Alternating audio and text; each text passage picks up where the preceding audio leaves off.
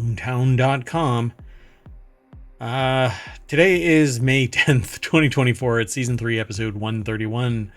We're going to be talking about bioluminescent corals, a $10 million slap on the wrist, can't see the northern lights, test at home for cancer patients, EA prototyping, in-game advertisements, CaliSquatter Warning, new junk fees law, carbon capture plant goes online, zombie invasion field testing, and AI Deadbots. I am Mayor Watt, and all around is the sentient AI's visualizer. Good evening, ohmTown citizens. And we both say, welcome to ohmTown.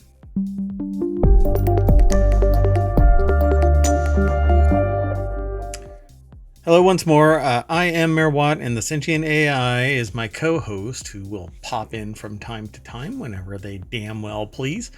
And we're going to be talking about 10 articles. Not sure how long each show will go at this point, but we try to keep it within an hour. The sentient AI seems concerned, but maybe that means we'll have a 2-hour show. And somewhere on the screen is a perpetual. Maybe y'all can't see it. Can you see that right there, right above where my cursor is bouncing? Can anybody? I don't know. I don't know what we're looking for. Yeah, I guess we'll see. Anyway, Mother's Day is in 2 days, so call your mothers. And if you're getting this the day after the show is, then you've got 1 day. So call your mothers. All right, let's get into the articles. Today's first article is in Technology Today. Ancient Glow. Scientists discover 540 million-year-old bioluminescent corals. They're aliens.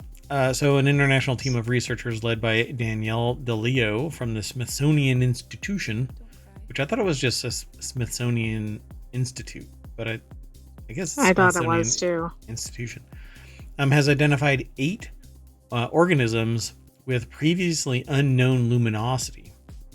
So it is institution, by the way. Yeah, I guess so. Thank you very much, sentient AI from the future. See, this is how it works. And the little visualizer wiggles around based on the computational effort that's been done. It's pretty neat. So Nagoya University is where this is sourced from. Well, it's written by them, and it's over at scitechdaily.com, one of our sources, that we aggregate a little snippet. And that was the snippet that I just said earlier, right? So then we get into the article itself. It says, using genetic findings from these organisms in previous studies, they estimated that the coral bioluminescence originated about 540 million years ago in the Cambrian period, making them the earliest bioluminescent organisms. So this is the extrapolating from partial detail kind of a thing. Right. Yeah, I mean, how do they know that there wasn't something from 541 million years ago? Tell me about it. See? And look, I'm so old that I was around then, and I don't remember any of these suddenly glowing.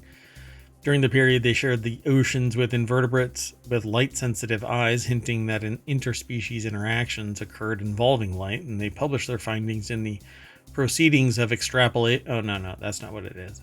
It's the Proceedings of the Royal Society B. I wonder if there's a Proceedings of the Royal Society A. We've talked about this before, I would like to right? think so, but yeah, we have. Do you want me to check? Yeah, sure. Why don't you scan the omniverse and see. Or the omniverse. Oh, look at that. World building. It's now canon. It's the omniverse. Yes, there is a. So is it superior findings, or only a royal blood can publish there?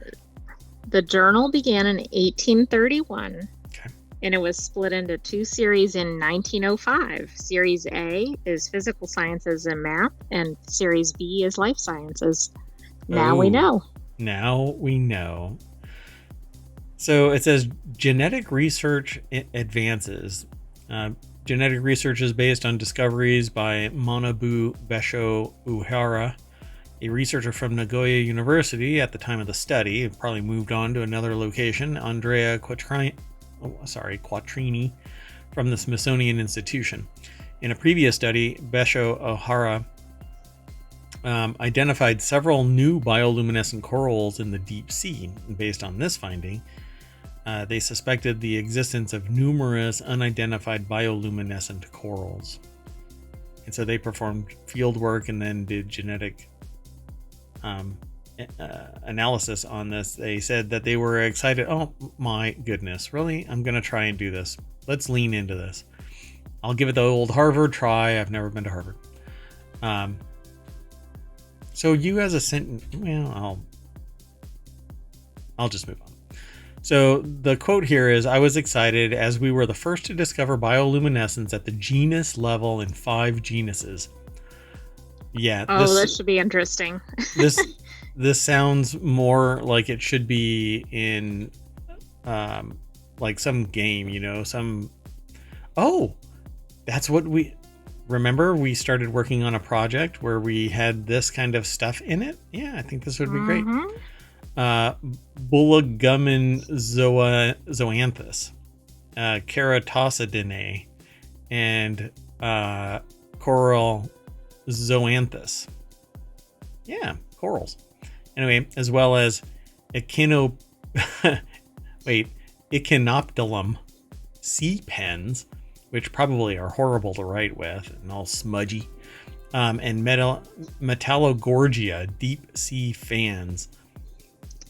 Okay, who named these things? I don't know. The last one, probably AC/DC fans, metalheads. They were really in.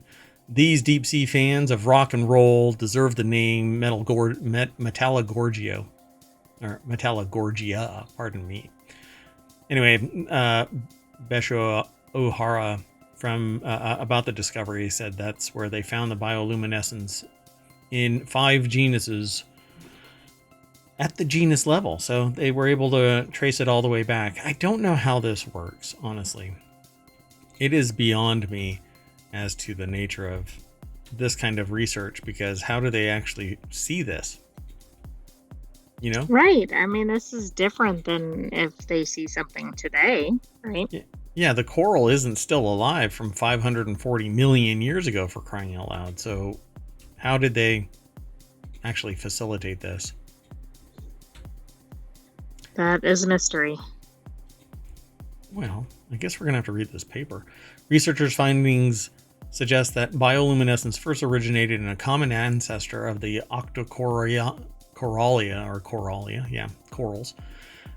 Using the data and the fossil record, the team found that the ancient coral existed during the Cambrian period, approximately 540 million years ago, making it the earliest known bioluminescent organism. Pretty cool. All right. That's very cool. I mean, I think the fact that bioluminescence even exists is pretty neat.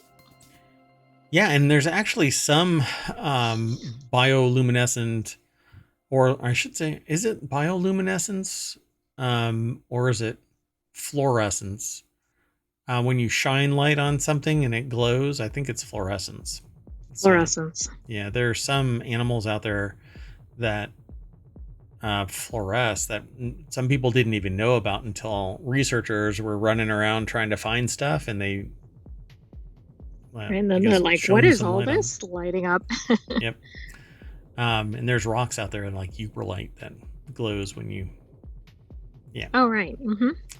So pretty neat. Okay, so just so everybody knows, I've put all of the articles at the very top of the show. So in the chat right now, if you come into the chat and there isn't too much discussion going on, you'll see all of the URLs. Otherwise, it'll be in the show notes after the show over on YouTube once it's posted over there. I try and get it out within about an hour, but sometimes I get pulled away by mayoral duties, whatever they may be.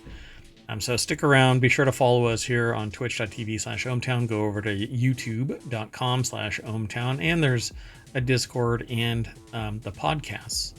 We're at 7 podcasts. I was hoping to announce the formal launch of Mix War. But again, mayoral duties kept me from formulating everything that I want done. So I may just tease it again. Yeah. Let's just keep going on with the show. So the next article is over on ohmTown Daily. Verizon, AT&T, and T-Mobile's unlimited plans just got a $10 million slap on the wrist. Yeah. Okay, so what does that mean for future prices? So they paid $10.22 million. Well, it's going to go up. Let's not bury the lead here. Exactly. Yeah. Well, they're out $10.22 million worth of profits. So they're going to have to extract that from your pockets. No, now they need to recoup $20 million, right? Correct. Yes, they have to get the 10.22 on top of it, and it has to be done in the immediate time period. So let's just say within 2 quarters. Right. Right. So expect your bills to go up collectively across Verizon, AT&T, and T-Mobile.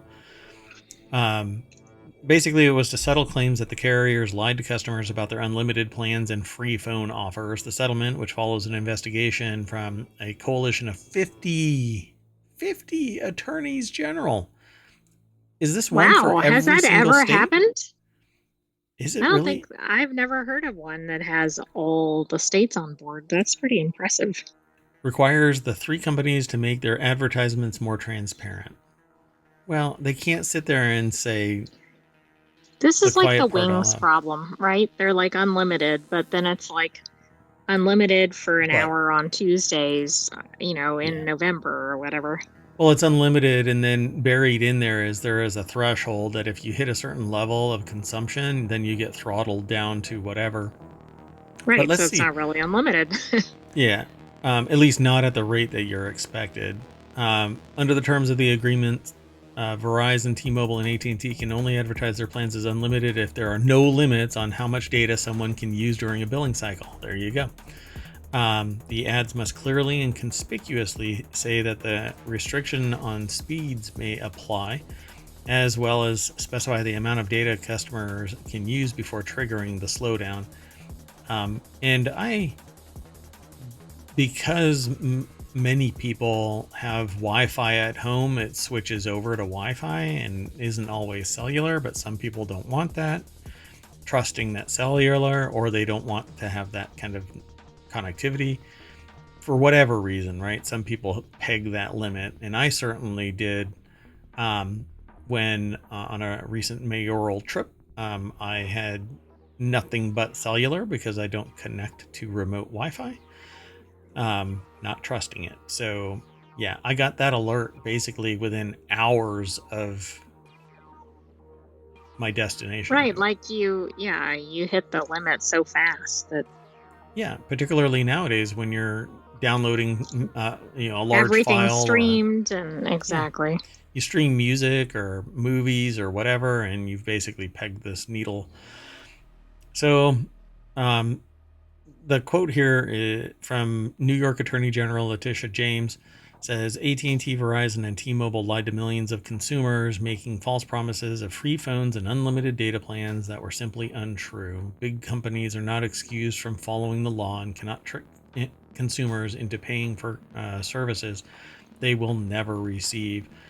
But it's always in the fine print somewhere, and you as a consumer have zero bargaining power. You either bend the knee and accept what they give you, or you don't have connectivity.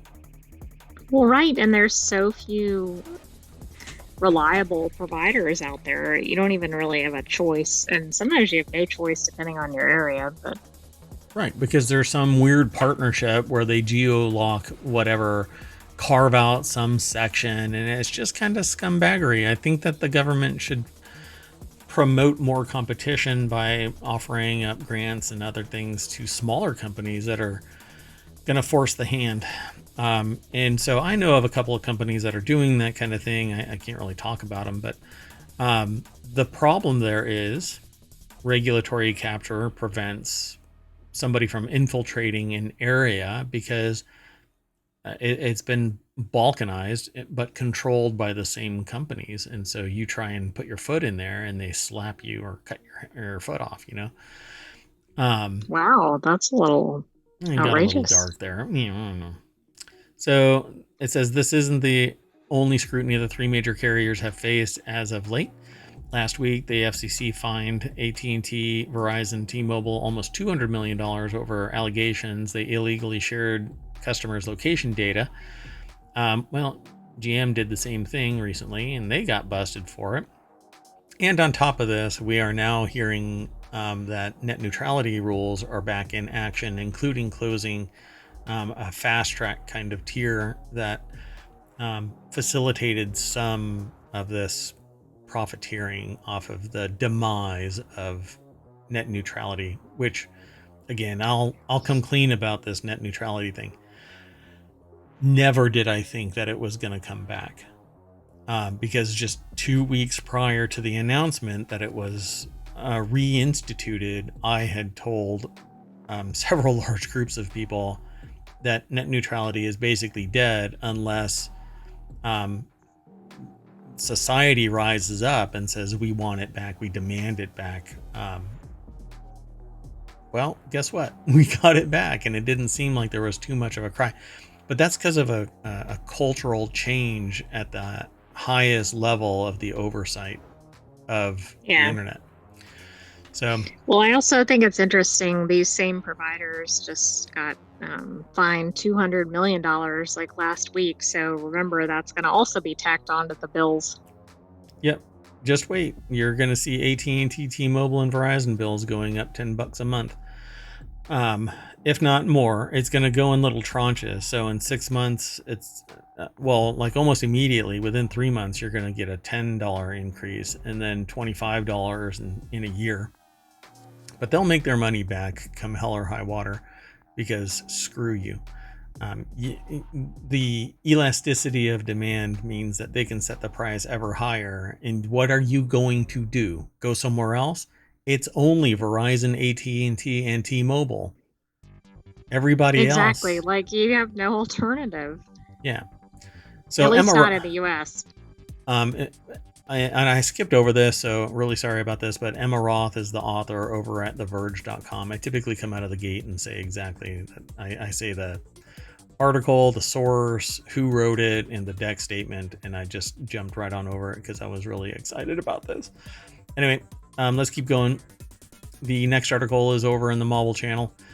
Can't see the northern lights? Try using your phone. Looking up at the night sky, you might not see anything special this weekend, but use your camera phone or your phone camera, and it could be a whole different scene on Friday. In a Friday media briefing on the incoming powerful solar storm, the one that is supposed to be basically everything old is new again. So there is this thing called a Carrington event where an astronomer detected these solar flares. Actually talks about sunspots and coronal mass ejections, and back in 1853 or 59, I think it was, a massive one hit the planet, and the aurora was seen all the way down into the equator.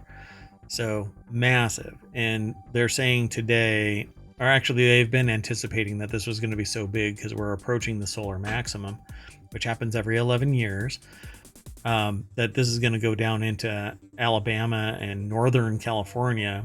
But ultimately we'll see, because there are, depending on our magnetic field of the Earth, how strong it is at any given point in time, the flux isn't enough to push away or slow down the particles making the aurora.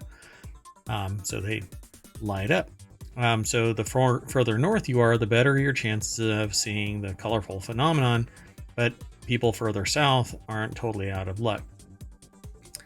Right. I mean, this is a rare chance in the US to see some things that you don't normally see in the US, but I don't know. I did check the NOAA site to see, and it doesn't look like it's extending as far as the news is reporting, but we'll see what happens, right? So Alex Mardashoy is the author. It's over at thehill.com. I need to scroll.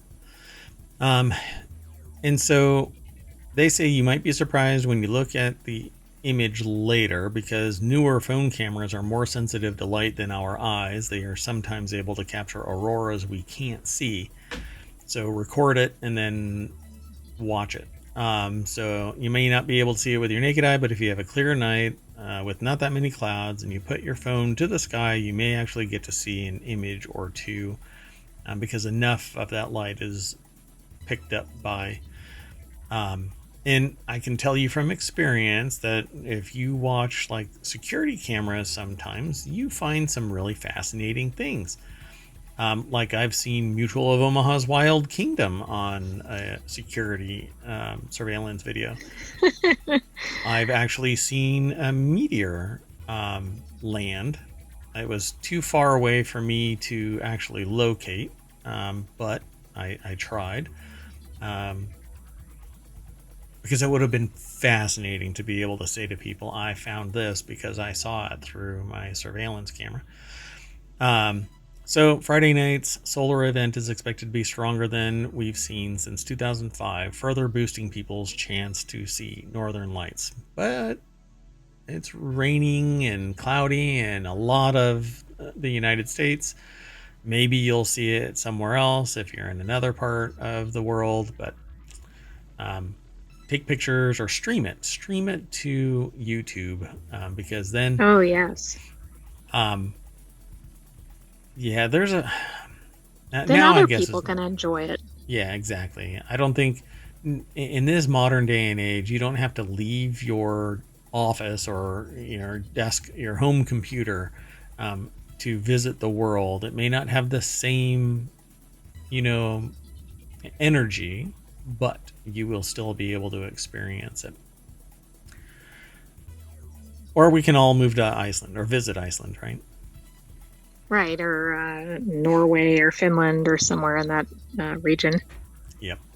Okay, let's keep going. The next article is over in Technology Today. A test at home kit for cancer patients approved for use.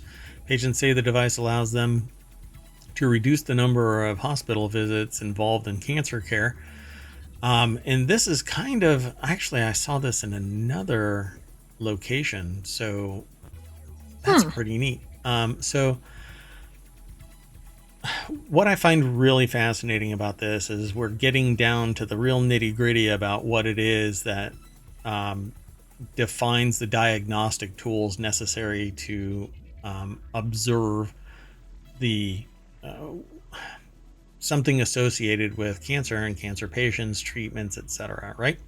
So the new device will help reduce the time cancer patients spend in hospital. Has been given regulatory approval. One of the major stressors for cancer patients, and any stress is really bad for anybody that's immunocompromised, but going to the hospital is a major stressor. So alleviating that and still getting medically sound diagnostic information is a profound change in a cancer patient's life. So the quality of life will increase just by having this. Shiona McCollum over at bbc.com put the article together, and it says its users say it allows them to cut down on draining hospital visits, while clinicians suggest it could boost NHS productivity. After being trialed at the Christie in Manchester, the device is now deployed at 12 NHS sites. So this is a UK tool, but it may be getting tested here in the United States and other places. We just don't know, and they don't necessarily. They may have it in here at the bottom. So they have But this is a great advancement, right? Like, it's going to make a big difference in quality of life, I think, for patients. Yeah, so it says being treated for cancer involves a battery of blood tests as medical staff monitor multiple health indicators such as hemoglobin levels and total white blood cell count. We're going to get to the point where we actually find free-floating cancer cells in the bloodstream, which is a major indicator of the progression or, I guess, suspension or cessation of cancer growth. And so if, again, all it takes is a small sample, then they don't have to go anywhere. They can just do the test, and it sends the stats to the oncologist or their primary caregiver, whatever the provider is. I'm sorry, the doctor. I'm not sure what they call the medical practitioner in the UK, if it's an oncologist as well, or if it's just a Yeah, I don't know. yeah. And I should probably know that. So they said, this person, Lynn Thompson, says that I just fell in love with the machine, to be really honest with you. It was so simple to follow and to use. Who is a 52-year-old woman who has a couple of cancers, as a matter of fact. So she said it enabled her to no longer be tied to a fixed schedule of hospital visits, which she found physically and mentally exhausting, especially given her fear of needles. And that's another one. So I'm really curious about how this all works. The device, the size of a small printer, can feed blood sample analysis directly back to the hospital teams. And so I assume, because I haven't actually looked into this, but I'm going to after the show. I don't know if it's kind of like a blood sugar test. I think it's similar. I glanced at this, but I didn't read it in detail. It's based on like a finger prick. Yeah, but I don't know the exact tech in reading the results. Yeah, this would be amazing. So I love this kind of tech. I think it really empowers people to live a higher quality of life, mainly because they remove all of that stress, and it has efficacy. It still results in a superior treatment profile, because all they have to do is basically stick their finger in this thing and get back to life. Exactly. Plus, a lot of people that have chronic conditions, not just cancer, are at serious risk of losing their employment because they spend so much time out of their positions, particularly if they're hourly. But something like this can help in other areas too. Yeah, that's an awesome observation. I didn't even think about that. It was just an assumption. But it's an assumption that you would get time to go and get medical treatment. But I know the reality. That's not the reality. Yeah, it should be, but it's not. Yeah, the sociopaths that are the ones that are in power, right? They're like, well, I don't care if you're healthy or not. You need to work. And well, then why the hell am I paying for health insurance? Why the hell are you paying for health insurance? I know. If I ask that question, I've been told by somebody, don't ask a question we don't already know the answer to, and don't ask a question we have to answer. And I was taken aback by that, and that particular person no longer, Well, anyway, I find it really odd that society employers treat employees like that, because I can't fathom treating the people that power your organization as if they are nothing more than a tool that can break and you just throw it in the dumpster. But I know that scumbaggery knows no bounds. So let's keep going. Anyway, oh God, I have to fight. That filter has a lot of downward pressure right now where I want to say something. Anyway, the next article means it's time for the next article. Yeah, the next article is in ohmTown Daily. EA is prototyping in-game ads even as we speak. We have talked about this. This is where you need to get on a soapbox. Well, yeah. But no, I'm not gonna, because I don't know what this is gonna end up. Don't cry. Like, you can talk about it beforehand, but the embodiment is when you have to light a fire under people and go, no way in hell. So, for instance, the thing about Helldivers 2, it didn't even come from the developers. It actually came from Sony. And so they've backed off of it. I actually stopped paying attention to it because I thought that the blowback was going to make it so that you didn't need a PSN account, but I don't know right now. But we'll have that information by the time we talk about it again over in our gaming show. So stick around. It's on Saturday or Sunday. Which is called Warcrafters. It's on Saturdays. Saturday, right? My goodness. sometime. Yeah, it's the last show on Saturday, so around 9. So stick around. Not from here until tomorrow, but like come back. Well, I Be sure mean, to. you can, but we're not on the air constantly. Yeah, in the chat is a little lonely when we're not actually chatting. Anyway, you can go to the Discord. Oh god, so scatterbrained. I'm like a cat chasing a mote of dust. So EA is prototyping these in-game ads even as we speak. I've found this kind of fascinating because if you subscribe to a service and you pause the service, a streaming service, you now get an ad there. You pause YouTube, you get an ad there. There was what was the name of the satellite company that streamed as well? It got purchased by AT&T and then DirecTV. Yeah, DirecTV. So DirecTV did the same kind of shenanigans. So everybody was sitting there complaining about wanting like a la carte services and getting away from ads because the internet really empowers you and cutting the cord. And look, you're still attached at the hip by ads and live services, and they are the providers. What do you think these providers are going to do unless you as a purchaser say, no way in hell, kiss my shiny I'm metal just ass. turning off the service or whatever. That's the only real power, and only if enough people do it. Yep, and only if enough people are do it. And here's the real kicker. They all know that just like Reddit, you'll be back. That's what the CEO said when people got livid about the service cutting off apps and redesign and all of these other changes that facilitated their IPO. You'll be back. And guess what?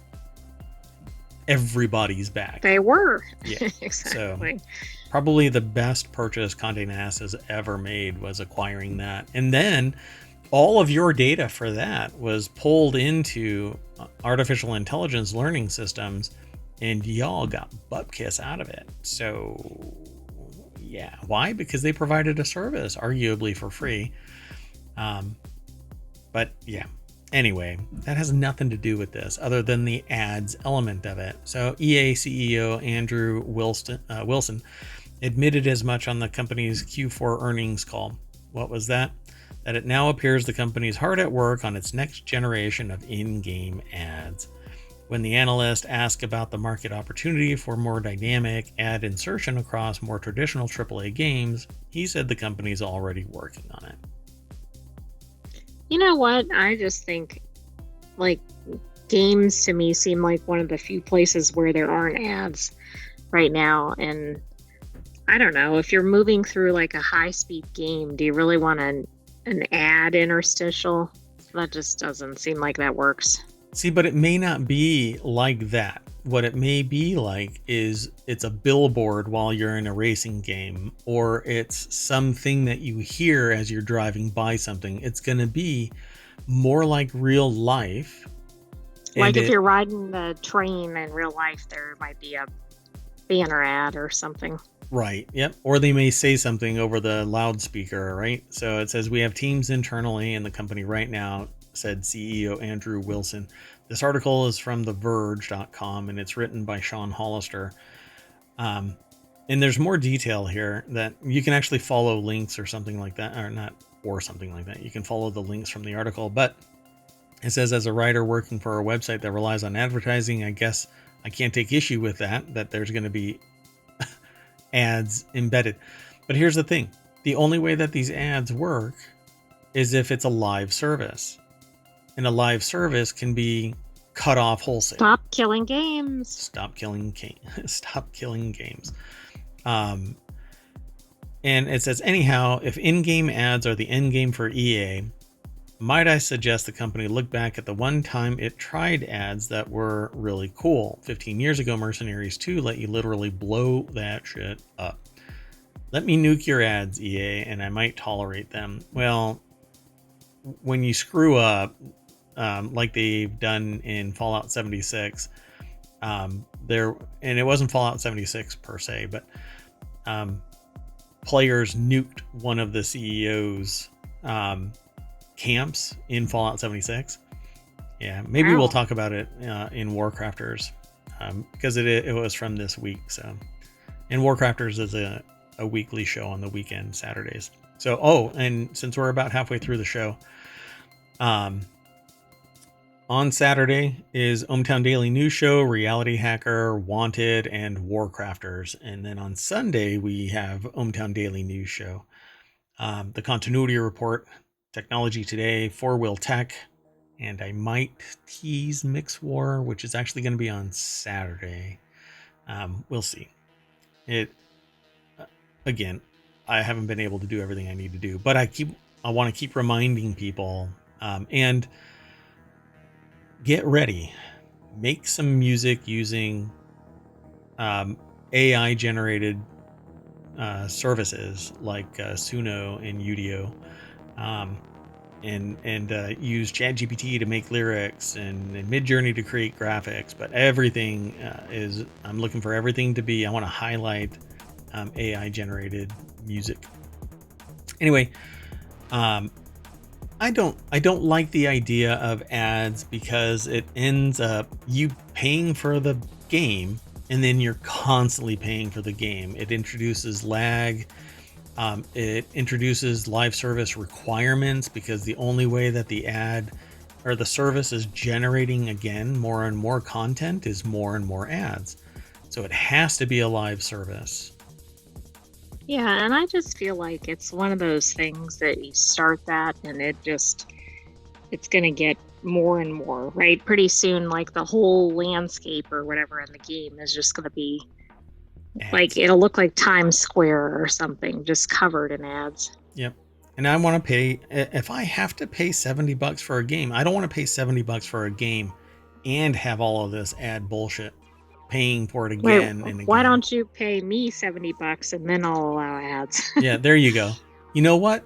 There you go. If I have to pay $5 more to have ad free on Prime, then and it has nothing to do with Amazon. I'm just saying that I had to pay more to get ad free after I already had Prime. So, why am I paying more for ad free? $70. Okay, you have to pay me.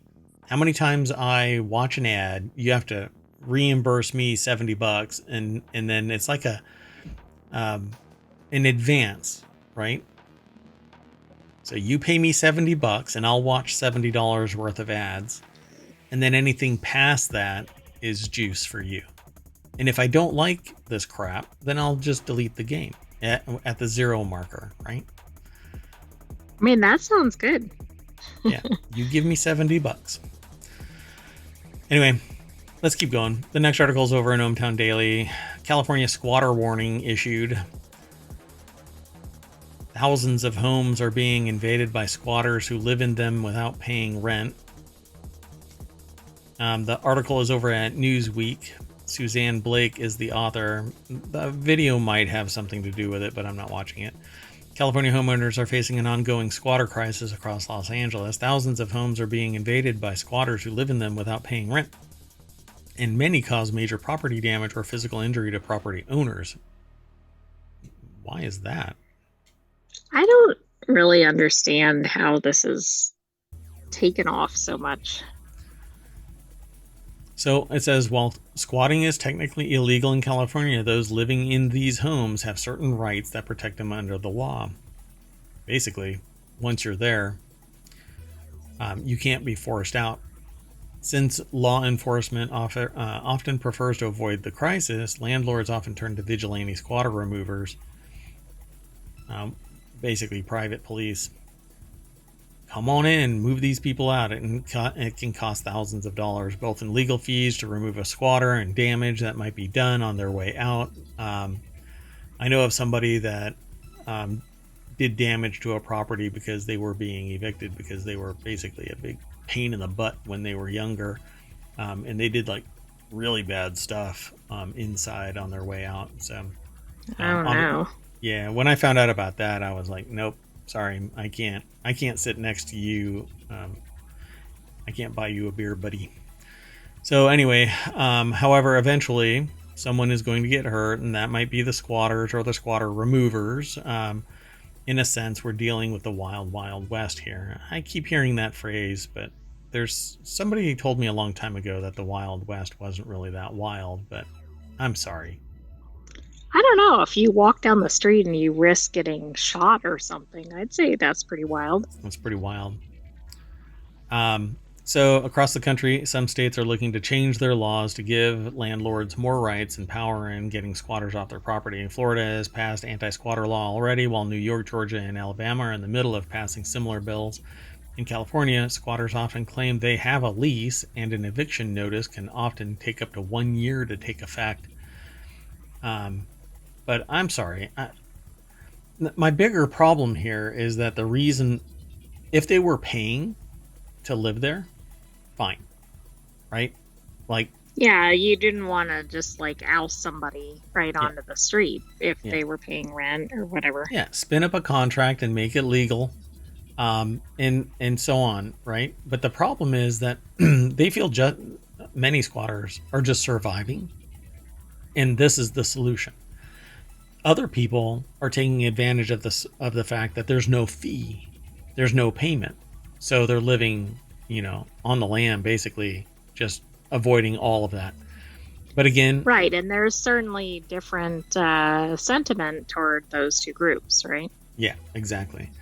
And it's kind of like student protesters and then agent provocateurs, right? People that are just Mm-hmm. kind of exploiting the system, and other people are truly trying to just survive. But then if you look at it through another lens, you find out that there's businesses that are purchasing all of these properties, and it's artificially constraining who can afford a house, because it's big business and limited real estate. So when it's artificially constrained, you can jack up the price even higher and higher and higher, and that's how you end up with a $4,500 132 square foot apartment in New York. That's a walk-up, 12 stories. That doesn't even have a bathroom or Yeah. a whatever. Yeah, that was pretty wild. Yeah. So Governor Gavin Newsom previously signed Bill 612, which allows property owners to request police assistance with trespassers or squatters after filing a no trespass letter. But there have been lingering issues in homeowners getting squatters off their property. Like, cops aren't going to show up, right? Well, right. That was one of the problems. Oh, no, that was another issue. But certain things don't even rise to the level where cops will appear. Mhm. And I think that is one of them. Yep. Like the person, they were in Southern California, where the woman was living as a squatter post her Airbnb contract end. Just stayed. Exactly. Yeah. I think, yeah, I can't remember what happened, but I think the homeowner had to sue her or something to get her out. Yep. It became a thing. So Squatter Squad charges property owners between $5,000 and $10,000 for. Homeowners often lose much more due to squatters' continued stays in their homes and even damage they inflict on the property.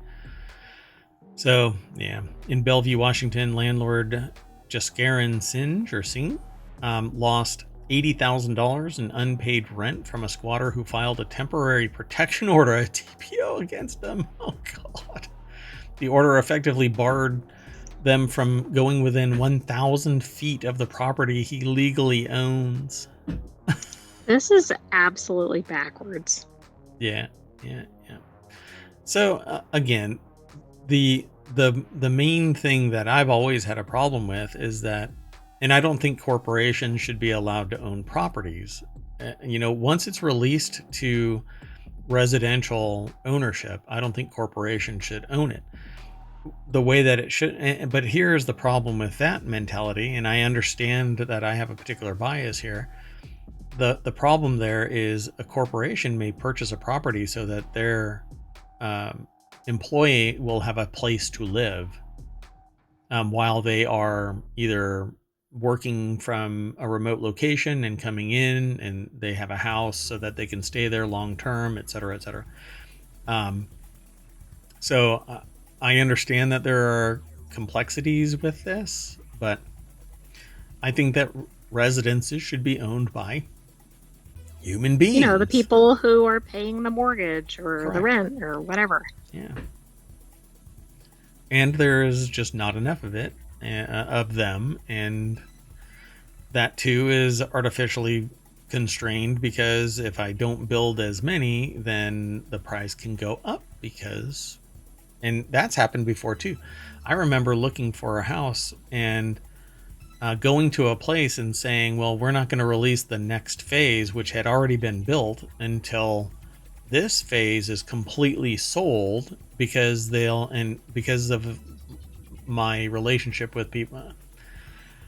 I talk about business with a lot of people, so they don't give me marketing BS. They give me the real nitty gritty, and they told me that they don't release another phase of it until the old phase is sold completely, because then they can jack the price up, because it's slowly being constrained. That's right, exactly. Constrain the supply, right? Yep. Demand goes up or the price Yep. goes up. Yep. And the only way you can get into that next phase prematurely is if you really lube the chassis. You drop a bigger fee down and say, this is how much I'm going to put, a retainer, basically. Anyway, let's keep going. The next article is over in ohmTown Daily. Restaurant owners slam California's new junk fees law. A new state law mandates that required fees must be included in advertised prices, including service fees and other surcharges. The article is over in newsweek.com by Ayla Slisko. Senate Bill 478, which was signed into law by California Governor Gavin Newsom last year, will prohibit most businesses in the Golden State from charging hidden fees beginning on July 1st. Although fees can be charged on top of goods and services, the new law mandates that required fees must be included in advertised prices, including service fees and other surcharges. I've always found it really fascinating that the true price isn't known until after you've committed to making the purchase, and then you go, wait. Where is this other $25 coming from? Yeah, exactly. Oh, there's a service fee for me to install this shit on my own? Really? There's a fee for the fee. There's a convenience fee for me to print my own ticket, that kind of thing, from Ticketmaster, Yes. right? So the law is simple. The price you see is the price you pay, Bonta said. This is California Attorney General Rob Bonta. A restaurant cannot charge an additional surcharge on top of the price listed, including for gratuity payments that are not voluntary, which just ran across that over the last weekend, which was actually pretty shocking. It was the first time that I'd actually seen that. For a number of people so low, it actually said, I've seen these like forced gratuity payments with for 6 or parties. 10, 12 people, but this was 3 people. So you bring your child in, and wait, it was not 2. Oh wow. Yes, okay. It was. Oh wow. Okay, I thought it said 3. Okay. Well, which that's is even probably worse for every crying out loud. party in there. It's everybody. Yeah. I mean, I have more than one personality rolling around in my head. Don't tell the restaurant that. Sometimes they pop out. Yeah. My little brony in me likes to pop out sometimes if I have too much to drink. Anyway, California Restaurant Association argued in a statement that Bonta's guidance on the laws shows a fundamental misunderstanding of the restaurant industry's standard of transparent upfront menu pricing.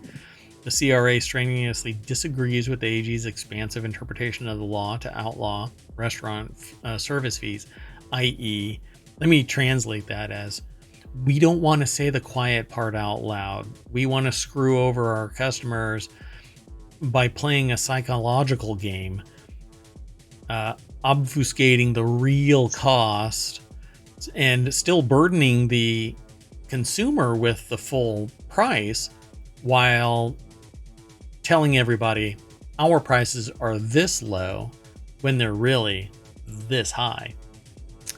Yeah, we're Well, considering. right. I mean, they can be low if you have 10 fees on top of it that aren't counted.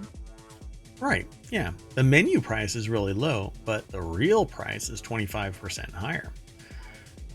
This I whole mean, that's like when mentality. you do online shopping or something, right? It's like the item's $10 and then there's like the delivery fee and the tax and the A you want it convenience fee. expedited Yeah. fee and whatever. Yeah. Yep.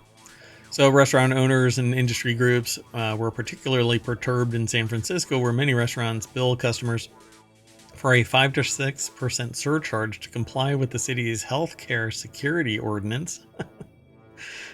Let's see.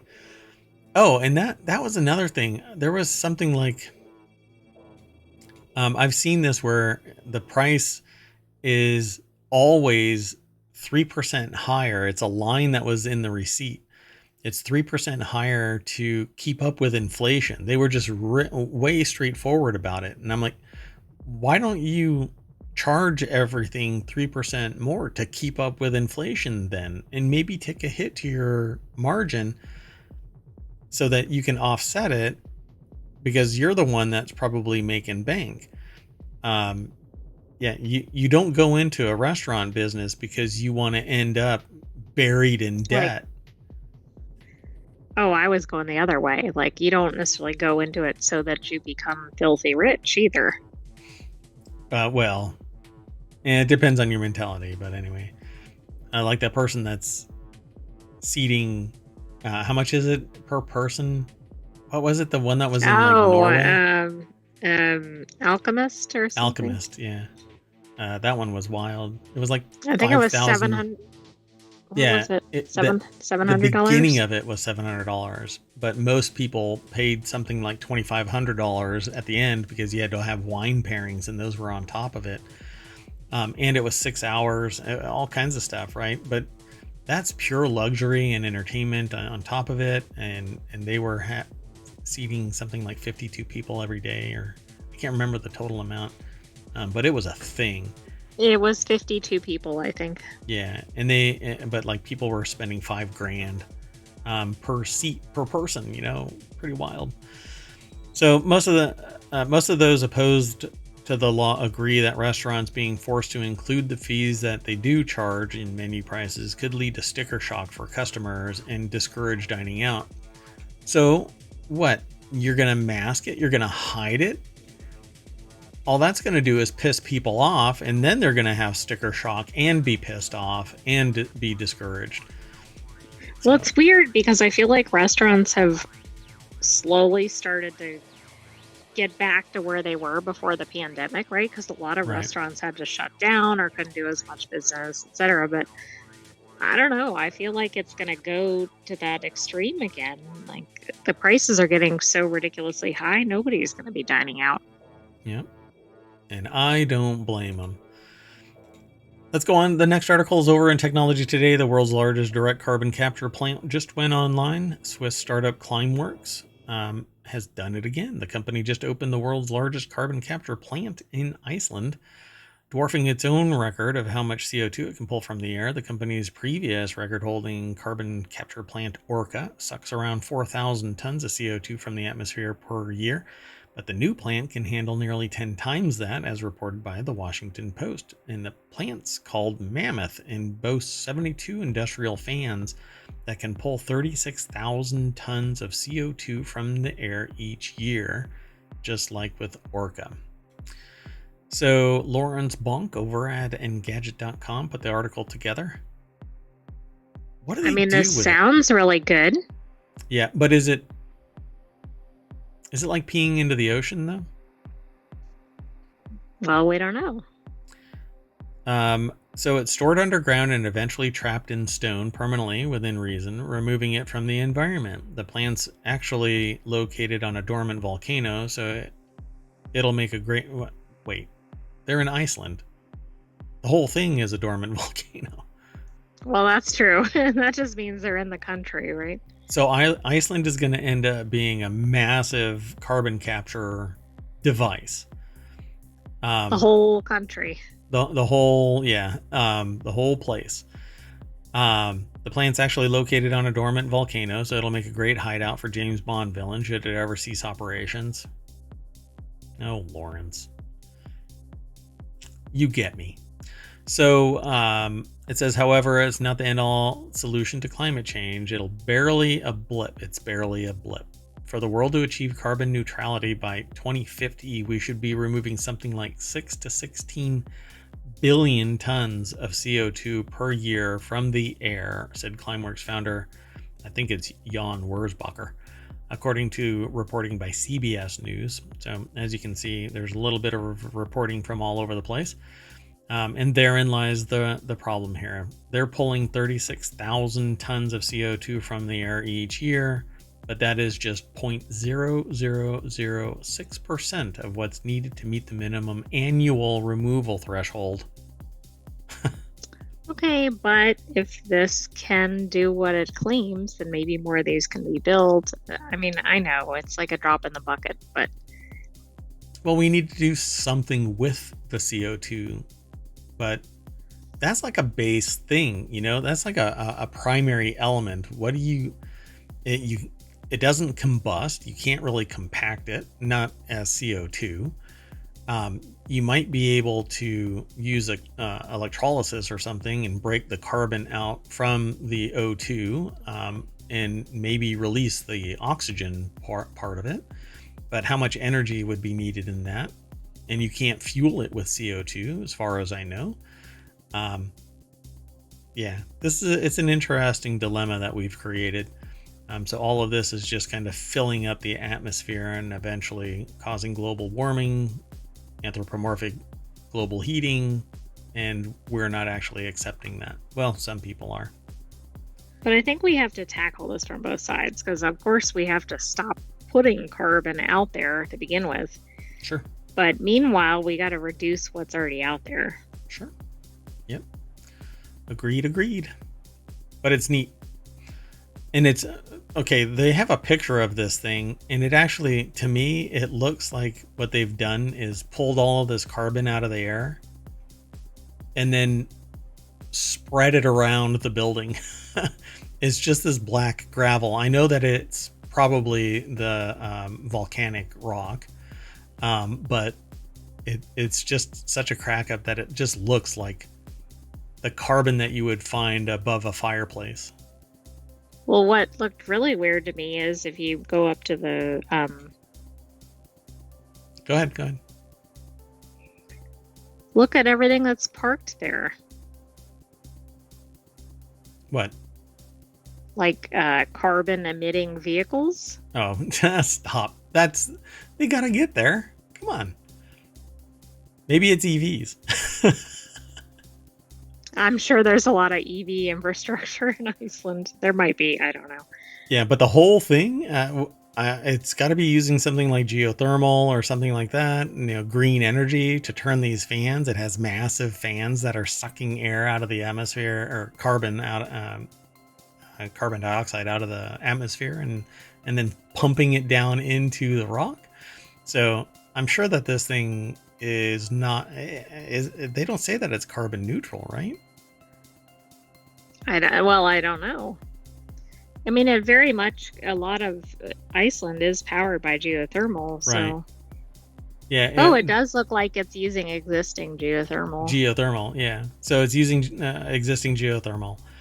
And so the only location that you can really do this and it be green is geothermal energy plants, because wind and solar probably wouldn't generate enough power to run all of this.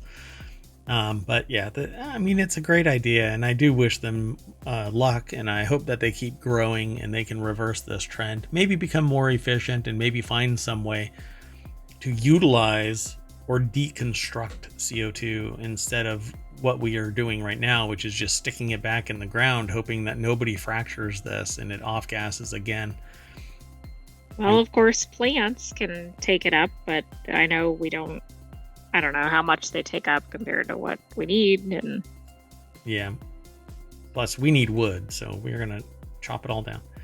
The next article is over in ohmTown Daily. A woman was found living inside a grocery store's rooftop sign for a year. I titled this section Zombie Invasion Field Testing. A woman lived inside the rooftop sign of a Michigan grocery store for about a year, police say. Contractors working at the store found the woman, the Midland PD said, and she decorated the space with a mini desk, flooring, pantry, and houseplant. Wow. Not what was expected. So Grace Dean over at Business Insider put the article together. I don't think this is where she was living, but maybe above it. Right, yeah, that looks very elaborate. Yeah, she had a lot of stockpiled food there. I hope that there's pictures because I'm really curious about this. Brendan Warren. I want to see pictures. So Brendan Warren, the public relations officer at Midland Police Department, told Business Insider that a woman was found on April 23rd by contractors who discovered an extension cord on the roof. Police determined that she was living there for about a year. She was 34, had a job. She decked out the space with a mini desk, flooring, pantry, houseplant. Okay, but how did she get it there? Or how did it stay up there? How much space did she have? I have so many questions. Part-time roof squatter, part-time employee somewhere because they had a job, but she was homeless or unhoused. And part-time ninja mover. Warren told Business Insider that it was unclear how the woman accessed the roof. However, he said that once on the roof, she was able to enter the inside of the sign using a 3x4 access door, and she lived inside it. Added that the woman had refused an offer for contact information for housing assistance in the area, and that police didn't know where she had been living since she left the roof. So what? Oh my gosh! Rooftop Ninja! That's what they called her. Oh my goodness. Oh my goodness. So Warren told Midland Daily News that police had nicknamed her the Rooftop Ninja. Oh my gosh. I almost nailed that. Wow. Anyway, they said that they'd never seen anything like this in their career. So little is known about the woman, including what led her to living on the rooftop. So what, they just issued her away. Here you go. Bye-bye. Yeah, so now she doesn't have a spot to live and she's back to the same problem, presumably. She said she had a job, though. That's what it said in the article. Yeah, but that doesn't mean she has enough. She could have a job that doesn't pay enough for rent, let alone other expenses like food. Right, naturally. Yeah. So Michigan Homeless Policy Council estimated that in 2022, so 2 years ago, about 33,000 homeless people lived in the state, an 8% increase in the previous year, which it attributed to an uncertain housing market. There's no way the rate is better now because of inflation. Yeah. And, I used to talk about this kind of stuff, interest rates, mortgage rates, the CPI and the PPI. But I've backed off of it quite a bit just to talk about the news and not turn the show into basically 3 hours of me prattling on about stuff. But I think it's important to realize that in the grand scheme of things, there are people out there that need a home, need shelter, need food, need a job. Not everybody is fully capable of coping with the requirements of adulting, but they're very good at survival. And so what we need is a policy and procedure to build tiny homes that have infrastructure in place to transition them from homeless to housed.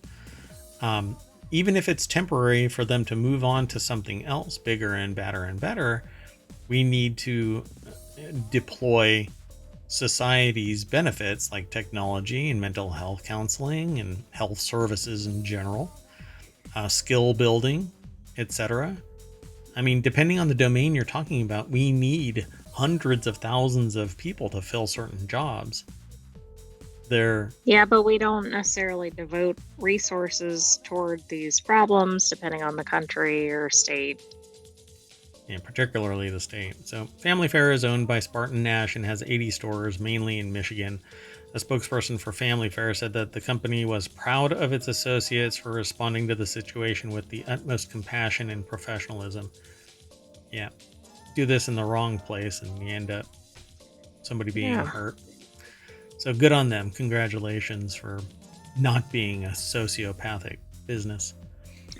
I'd like to see something like the people in that company, throw in some money for a place for that person to live. I mean, I know it's not their responsibility to do it, but Right. Yeah. What's that? like a GoFundMe. GoFundMe or something. Yeah. There you go. Thanks. Yep. Let's keep going. The last article is over in Technology Today. Cambridge experts warn AI deadbots could digitally haunt loved ones from beyond the grave. This is maybe the craziest headline we've seen this year. There was a time where Mayor Watt was actually spinning up a project where one could actively create something like this, so that there was always someone. There was an embodiment of that person, so that but not for haunting purposes, right?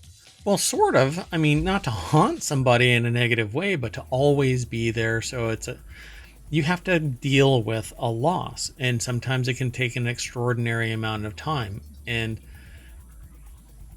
we have the technology now where we can do so much to facilitate this transition from catastrophic loss to coping with this loss, and then embracing the understanding that they'll never be you will never be the same, because you've lost this person. And so for some, this particular take is about haunting someone, but I think there's a positive side to this. Unfortunately, somebody can take all of that data and create a monster, and that's the horrible thing, that somebody's went straight to this. So according to researchers at the University of Cambridge, artificial intelligence that allows users to hold text and voice conversations with loved ones, it's getting very powerful, and you could actually use it for good or bad nowadays. The University of Cambridge is where this is sourced from, but it's posted at scitechdaily.com. The rest of that snippet is: the conversations with lost loved ones runs the risk of causing psychological harm and even digital haunting those who are left behind without design safety standards. And that's what this is ultimately probably talking about. Deadbots or grief bots are AI chatbots that simulate the language patterns and personality of traits of the dead using digital footprints they leave behind. Some companies are offering these services, providing an entirely new post-mortem presence. Now, when Mayor Watt kicked this off, it was close to 30 years ago. The technology wasn't as profound as this, and it would have been a much more static embodiment. Nowadays, you can have an entire simulation, including hologram. We're getting to the point where you could take all of this and throw it into a bot that actually has a human likeness. Uncanny Valley. But I think we're traversing that. We're building the bridge over it, but things keep falling into it, and it's not really a valley, it's a black hole. So AI ethicist from Cambridge Leverhulme Center for the Future of Intelligence. Oof. I want to take a look at that, by the way. Exactly. Outlined 3 design scenarios for platforms that could emerge as part of the developing digital afterlife industry. This is like Black Mirror kind of stuff, to show the potential consequences of careless design in an area of AI they describe as high risk. So they're talking about the misuse of chatbots, existing services, and hypothetical scenarios. I'm not going to go into all of these, but they're basically talking about a paradigm shift. Instead of just having unabated, borderline abusive deployments, we have certain age restrictions, transparency, and if you scroll back up, they talk about existing services and hypotheticals. But we know that there's going to be abusers of this. I think the most immediate solution is if you represent yourself as a living or dead person without the authorization of the estate of said person, and you represent it as true and a faithful rendition. It's fraud. and you should be legally held accountable. Right. I mean, they need to either change the laws or go after that immediately, because I think this is a problem. And of course, they're going to be preying on people that are pretty vulnerable. Can you imagine getting a text message purporting to be a loved one that you lost, and it's a sales pitch that, hey, you can stay in touch with your lost loved one in perpetuity for just $299 a month? Well, even worse than that, it's like I'm gonna hack into your whatever bank account or something. But no, I think that's pretty horrendous. I mean, we were talking recently about hackers who were using therapy information. I think this is even worse than that. Yeah. Oh yeah, by far. Ultimately that person got caught, but they have this interesting little the final scenario explored in the study. A fictional company called Stay shows an older person secretly committing to a dead bot of themselves and paying for a 20-year subscription in the hopes that it'll comfort their adult children and allow their grandchildren to know them. This is exactly what I'm talking about. They basically get a text that says, hey, sign up for this and we'll take everything about you and represent you in the afterlife. I think it's rather exploitive. And right now, people will fall prey to it, particularly the elderly, because they want to always be ever present, in perpetuity for their children and their children's children. And it can kind of go on and on. But I also think, and I continue to think, because 30 years ago I presented this because of the way that I do business. I presented this as a potential service, a potential project to somebody. And ultimately I said, there's so many things that could go wrong with this, that I don't think that this would be the best time or place. But they thought it was compelling. Well, and it may be coming. Yep. And so now it is. I said that there were severe technological limitations because, well, it's kind of low tech 30 years ago. But now, man, you can have a full-on interactive chatbot hologram that eventually can be a bot that walks around in your house and speaks like Nana. I mean, it's getting real sci-fi surreal. Oh yeah, this is straight out of a movie. Yeah. I'm not sure which one. I mean, like a mashup of all of them. Just think, I mean, you may piss off your grandma because you speak to her the wrong way and she goes full on iRobot on you. When she puts her foot down now, it's going to go through the floor. All right, folks, don't forget it's Mother's Day, May 12th, 2024. So be sure to go get a card, maybe a balloon, cake, flowers. Yeah, maybe just send a text. Might be safer that way. Anyway, we always hop back into the I guess at this point, the Deadbot, and run all the way back down to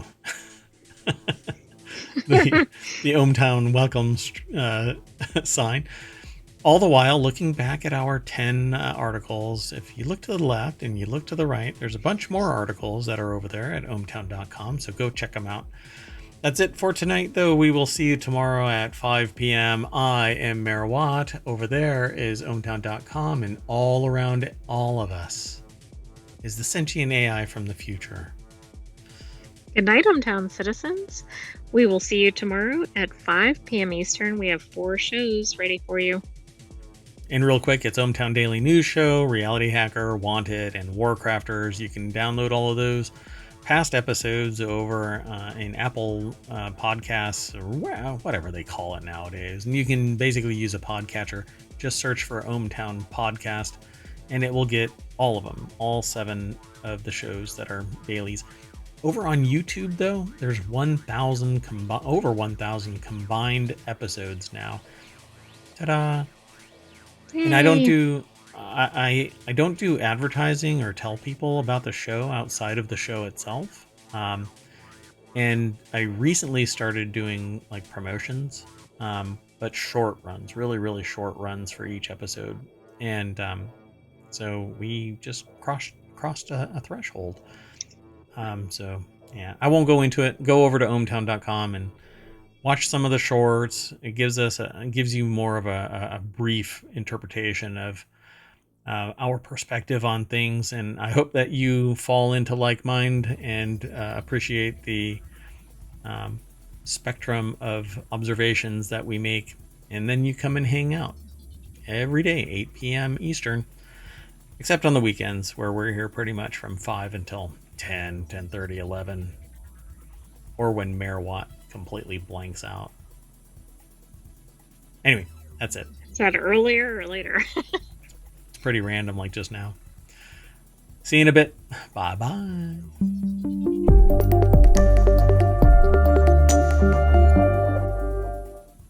See you tomorrow.